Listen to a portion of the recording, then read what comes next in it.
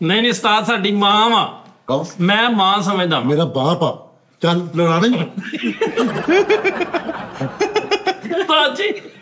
अम्मी बनना या अबू बनना नहीं नहीं लड़ाना कितना ही एक बंदा ਉਹਨੂੰ ਕਿੱਦਾਂ ਲੜੇਗਾ ਉਹ नहीं नहीं ਕਿੱਦਾਂ ਲੜਾਉਣਾ ਲੈ ਜਿਵੇਂ ਪਤਾ ਕਿੱਦਾਂ ਲੜਾਉਣਾ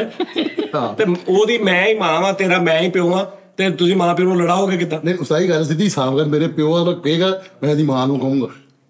तू कह मेरी मां ने तो मैं तेन दसा फिर मैं तेरा प्यो ना इतने नंगा करता तू वैसे मैंने जानता नहीं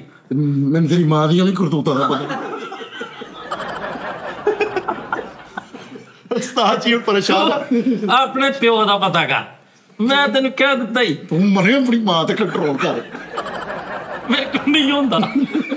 ਤੇ ਮੇਰਾ ਪਿਓ ਕੋ ਵੀ ਮੇਰੇ ਹੁੰਦੇ लेकिन उस्ताद जी तुसी साडे मां बाप ला लो ਹਾਂ ਉਸਤਾਈ ਮਾਂ ਅਸੀਂ ਤੁਹਾਡੇ ਕੋਲ ਲੜ ਕੇ ਜੀਜੀ ਖਾਣੀ ਉਸਤਾਦ ਜੀ 10 ਰੁਪਏ ਦੇ ਜੀ